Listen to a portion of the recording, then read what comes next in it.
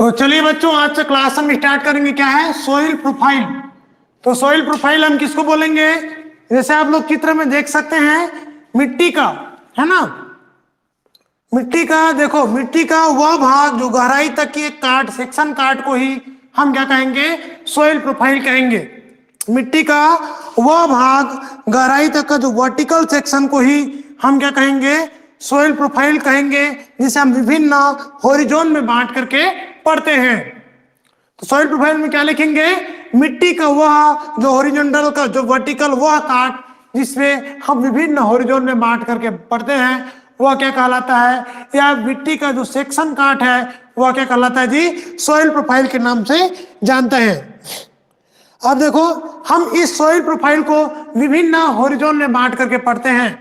इस soil profile को हम विभिन्न हॉरिजॉन में बांट करके पढ़ते हैं। तो सबसे पहला आता है हॉरिजॉन ए, है ना। सबसे पहला हम देखेंगे हॉरिजॉन ए। अब देखिए, जो हॉरिजॉन ए की बात करेंगे, सबसे पहले हम तो हॉरिजॉन ए, जिसे हम क्या कहेंगे जी? मिट्टी का जो टॉप शीर्ष है। हम पूरा अगर संपूर्ण इधर को पूरा देखें तो ये मिट्टी का टॉप सरफेस है ना। मिट्टी का ये टॉप सरफेस है हॉरिजॉन ए, जहां पर विभिन्न प्रकार के बायोलॉजिकल एक्टिविटी संपादित होती है। क्या बोलेंगे? हॉरिजॉन मिट्टी का वह टॉप क्षेत्र है जहां पर विभिन्न प्रकार के बायोलॉजिकल एक्टिविटी संपन्न होती है, हॉरिजॉन ए कहलाती है। अभी देखें, हॉरिजॉन वे में विभिन्न प्रकार के कार्बनिक जैसे जीव जंतुओं, बैक्टीरिया, फंजाई आदि के जो अपघटन से हॉरिजॉन ए का निर्माण होता है। विभिन्न प्रकार के जो जीव जंतु है, बैक्टीरिया, फंजाई, एनिमल, प्लांट्स आदि के जो अपघटन से ह्यूमस बनता है, इसी ह्यूमस से इस हॉरिजॉन ए का निर्माण होता है। अब हम देखेंगे कि हॉरिजॉन ए को हम फिर से दो भाग में बांट करके पढ़ेंगे। जो हॉरिजॉन ए को अगर हम मुख्य रूप से देखेंगे तो हम इसे चार भाग में बांटेंगे। देखेंगे O1 जोन, है ना। इनका पहला जो भाग है जिसे हम इंडिकेट करते हैं O1 और 8 डबल नॉट, है ना। क्या बोलेंगे? O1 या 8 डबल नॉट से इंडिकेट करते हैं। यह पृथ्वी का सबसे ऊपरी सतह है और इसमें देखो, सबसे हम बात कर रहे हैं क्या? हॉरिजॉन ए, O1 या O नॉट, है ना। O डबल नॉट की अगर हम बात करें तो यह पृथ्वी के सबसे ऊपरी सतह है जहां पर विभिन्न प्रकार के जीव जंतु के तथा पेड़ पौधे के जो पत्ती से ये क्या रहता है? ढके रहता है। इस लेयर की खास चीज ये है कि इस लेयर में पाए जाने वाले जो सूखे पत्ती तथा जंतु के जो मृत शरीर है, ये क्या है? इनमें कोई प्रकार के अपघटन नहीं हुआ रहता है। यानी कि यहाँ पर जो भी आपको जो परत आपको दिखाई देगा उसमें अपघटन अभी स्टार्ट नहीं हुआ रहेगा। यानी कि जो भी पत्ती एनिमल्स वगैरह का जो गिरा है वो क्या रहेगा? ताजा रहेगा। इसके जब नीचे में देखेंगे ए नॉट या O2 हॉरिजॉन,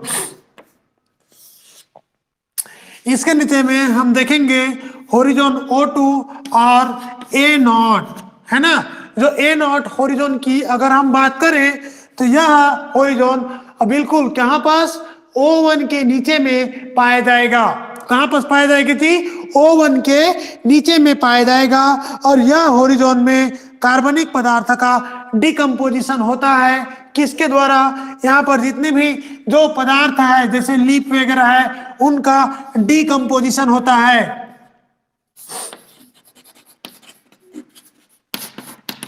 यहीं पर क्या होता है? डिकम्पोजिशन होता है। यहाँ पर डिकम्पोजिशन करने के लिए इस हॉरिजॉन में पाया जाता है बैक्टीरिया, फंजाई, एक्टिनोमाइस, ठीक है। फंजाई में खास करके एक्टिनोमाइसिटीज के मेंबर, है ना। खास करके एक्टिनोमाइसिटीज के मेंबर आप लोग देखे होंगे। पेड़ के नीचे में छोटे छोटे इस प्रकार विभिन्न प्रकार के जो ऑर्गेनिजम्स ये क्या करते हैं? जो डिकम्पोज करते हैं आपका वो हॉरिजॉन O2 या A0 जोन में।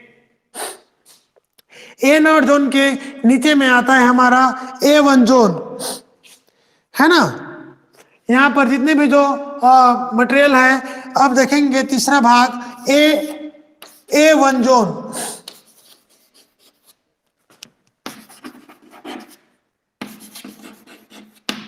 हम देखेंगे A1 जोन की बात करें तो यह क्या होता है, A0 के नीचे पाया जाता है। A0 के जो नीचे वाला जोन को हम बोलते हैं A1 जोन, और यह भरपूर गहरे रंग का होता है। देखिए हम यहाँ पर बनाए भी हैं, ये जो जोन है यह क्या रहता है, गहरे रंग का होता है। ये क्या रहता है, बाकी जो क्या होता है, गहरे रंग का होता है, क्योंकि यहाँ जो ऑर्गेनिक जो पदार्थ था यही जो O2 के नीचे बैठने से फुल्ली डिकम्पोज होकर के O2 के बैठने से A1 का निर्माण होता है ना। जो A1 O2, O1 और O2 में उपस्थित जो पदार्थ है यह फुल्ली डिकम्पोज हो जाता है जब ह्यूमस का निर्माण हो जाता है, और बैठने के बाद में A1 का निर्माण होता है, और यह जोन गहरे रंग के दिखाई देता है, और यहाँ पर ह्यूमस रहता है। तो इसी को हम क्या बोलते हैं जी, ह्यूमिक जोन भी कहते हैं। हम क्या बोलते हैं इसे, ह्यूमिक जोन के नाम से भी हम इसे जानते हैं, क्योंकि इस जोन में सबसे ज्यादा क्या यहाँ पर क्या पाया जाता है, ह्यूमस पाया जाता है ना। क्योंकि O2 का जितने भी जो पदार्थ है वह डिकम्पोज होकर के यहाँ बैठ करके गहरे भाग की जो लेयर बनाता है ना। तो आपका जो ग्रास लैंड के लिए यही जोन क्या है, रिस्पॉन्सिबल रहता है। ग्रास क्या है, इसी जोन में हमारा क्या है, जो उगता है।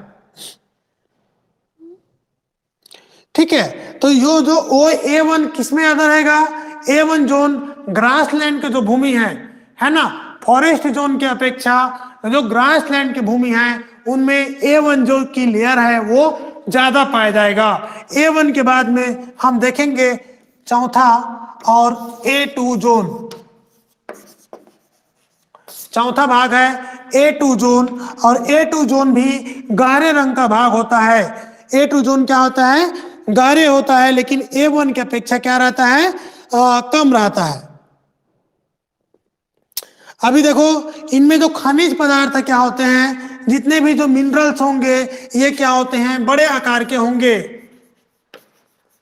मिनरल्स होंगे वह क्या होगा, बड़े आकार के होगा। इसके अलावा इनमें पाया जाएगा आपका बालू, है ना। इनमें क्या रहेगा, बालू रहेगा, लेकिन कार्बनिक पदार्थ है ना। हम देखेंगे जो ऑर्गेनिक सब्सटेंस है वह A1 में ज्यादा रहेगा। वो ऑर्गेनिक सब्सटेंस A1 में ज्यादा रहेगा, जबकि A2 में जो यही ऑर्गेनिक सब्सटेंस है ये क्या रहेगा, कम रहेगा, और यहाँ पर सैंड यानी कि बालू अधिक पाया जाएगा, है ना। यहाँ पर देखो चित्र में तो A1 जोन की अपेक्षा A2 जोन में बालू अधिक पाया जाएगा, और यहाँ पर जो ऑर्गेनिक सब्सटेंस है इनकी क्या रहेगा, कमी रहेगा A1 की अपेक्षा। यानी कि A1 जोन में ज्यादा बालू रहेगा, कम बालू रहेगा, और A2 में बालू ज्यादा रहेगा, और ऑर्गेनिक सब्सटेंस है, ह्यूमस है, वो कम होते जाएगा। इसी को हम क्या बोलते हैं, लीचिंग जोन कहते हैं, निस्सालन जोन कहते हैं। इसी को हम क्या बोलेंगे, लीचिंग जोन कहते हैं, निस्सालन जोन। इसे क्या, A1 को ह्यूमस जोन, है ना। A1 में क्या रहेगा, ह्यूमस ज्यादा रहता है। A1 में हमारा ह्यूमस ज्यादा रहेगा। A2 हमारा क्या है, लीचिंग जोन है, निस्छालन जोन है। यहाँ पर जो निस्छालित होता है नीचे का जो रॉक और सैंड के रूप में रहता है, रेत के रूप में रहता है, बालू के रूप में रहता है। अब हम देखेंगे नेक्स्ट जो होरिजोन है उसे हम बोलेंगे होरिजोन बी। नेक्स्ट हमारा जो होरिजोन है वह कहलाएगा होरिजोन बी। पहला हो गया A1 और दूसरा क्या है, होरिजोन बी। तो हम देखेंगे होरिजोन बी, तो होरिजोन बी जस्ट A1 के नीचे पाया जाएगा।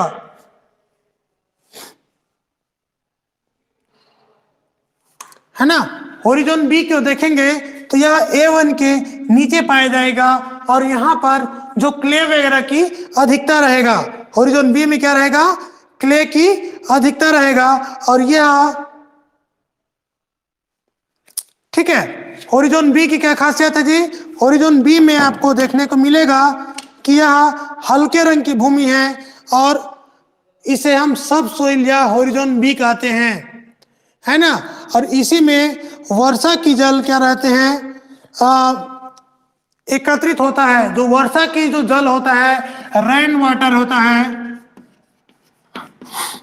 यहीं पर क्या होता है, स्टोर्ड होता है। रेन वाटर जो रहता है यहीं पर क्या होता है, स्टोर्ड रहता है। इस जोन की जो खासियत है, इस जोन में आपका जो प्रमुख रूप जैसे क्ले, आयरन, मैग्नीज, एल्युमिनियम, कार्बनिक जो पदार्थ है ना, क्या क्या देखो आपका क्ले, आयरन, एल्युमिनियम, मैग्नीज, ये सब क्या रहेगा, पर्याप्त मात्रा में इस जोन में उपस्थित रहता है। यानी कि यहाँ पर जो सब्सटेंस है इनकी कोई प्रकार के कमी नहीं रहता है। तो इसीलिए यह क्या करते हैं, एक रिजर्वायर की भांति काम करते हैं। तो इसे हम क्या कह सकते हैं, zone of concentration of transported fine particle. इसे हम क्या कह सकते हैं, जोन ऑफ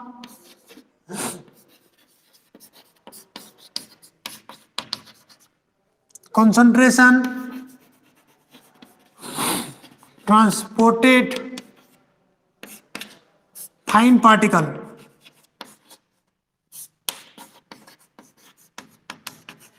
है ना, फाइन पार्टिकल के नाम से इसे हम जानते हैं।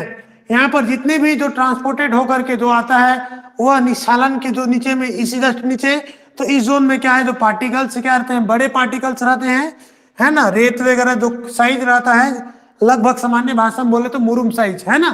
तो यहाँ पास विभिन्न प्रकार के जो मिनरल्स है वो क्या रहते हैं, यहीं पास रहते हैं। तो zone of concentration transported fine particle के नाम से भी इसे हम जानते हैं।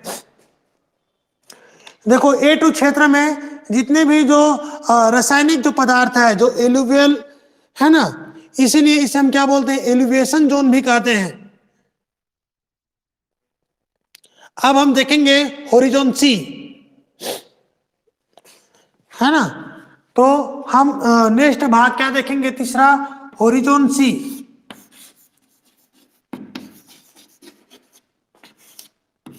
देखो ये क्या है आपका, टिप्पणी में आता है, कभी कभी फुल लेंथ में देता है लेकिन ज्यादातर इसको टिप्पणी क्वेश्चन देता है। जिसे बढ़िया से प्रिपेयर करना है और डायग्राम को बिल्कुल बनाना है मस्त, है ना। तो नेक्स्ट जो है होरिजोन सी, यहाँ पर इस जोन में जो सूक्ष्म जीव का अभाव होता है, यहाँ पर कोई भी प्रकार का सूक्ष्म जीव नहीं रहता है। और ये रहता है, क्या रहता है, स्टार्टिंग में जो वेथरिंग जो रॉक रहता है ना, यह किस प्रकार का, इनकम्प्लीटली वेथरिंग रॉक होता है।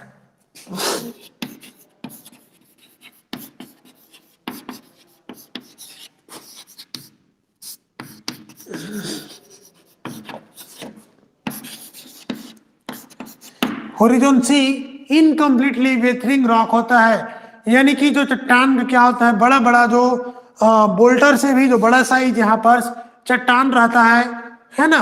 तो ये क्या है, जो होरिजोन सी इनकम्प्लीटली वेथरिंग रॉक होता है, यहाँ पर सूक्ष्म जीवों का अभाव होता है ना। हम लास्ट में देखेंगे कि होरिजोन सी और होरिजोन सी यह हमारा अनवेथरेड या पेरेंट रॉक होता है।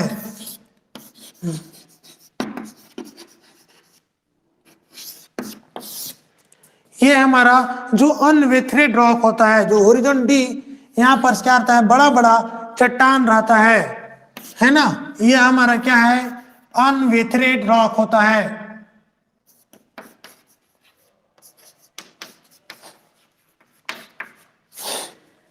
तो यहाँ पर भी सूक्ष्म जीव का कंप्लीटली अभाव होगा, और ये हमारा अनवेटेड या, है ना, और इसी के ऊपर ही हमारा जो जल रहता है, जो ग्रेविटेशनल फोर्स से जो नीचे जाता है वो जल यही रहता है। ग्राउंड वाटर का जो जल है ये अनवेटेड रॉक में रहता है ना। जो हम कुआं वगैरह खोदते हैं तो पानी हमको यहीं से मिलता है ना। जितने भी जो पानी है वो यही स्टोर रहता है। तो एक बार देख लीजिए, इसको हम समराइज कर देते हैं। तो सॉइल प्रोफाइल हम किसको बोलेंगे? मिट्टी के जो वर्टिकल जो सेक्शन काटते हैं, तो जो विभिन्न संस्था में बटा होता है वो क्या कहलाता है? सॉइल प्रोफाइल कहते हैं। अब देखेंगे सॉइल प्रोफाइल को, इस जो मिट्टी के जो सेक्शन को हम विभिन्न भाग में बांट करके स्टडी करते हैं। तो इसे हम मुख्य रूप से बांटेंगे horizon A B C D, है ना। हम ए को पुनः बांटेंगे होरिजन O1 या A नॉट नॉट। तो ए नॉट नॉट जोन में हम देखेंगे तो ये अनकम्प्लीटली डिकम्पोज, है ना।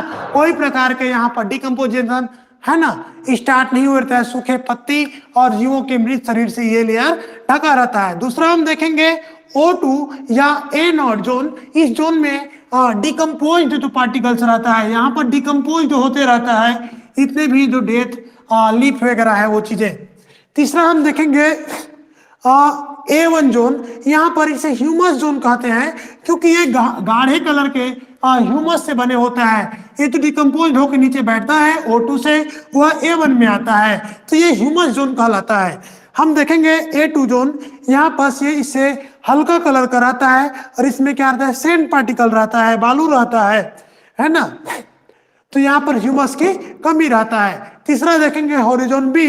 यह रिजर्वायर की काम करता है, जितने भी clay, iron, magnesium, manganese, calcium आदि। तो इसीलिए हम क्या बोलेंगे? Zone of concentration transported fine particle के नाम से जानते हैं। होरिजोन सी, यह इनकम्प्लीटली वेथरिंग रॉक होता है। यहाँ का जो अर्ध रूप से इनकम्प्लीट रूप से रॉक वेथरेड रहता है, और बड़े बड़े जो बोल्टर साइड जो पत्थर यहाँ पर आपको देखने को इस प्रकार से मिलेगा, इस प्रकार से, है ना।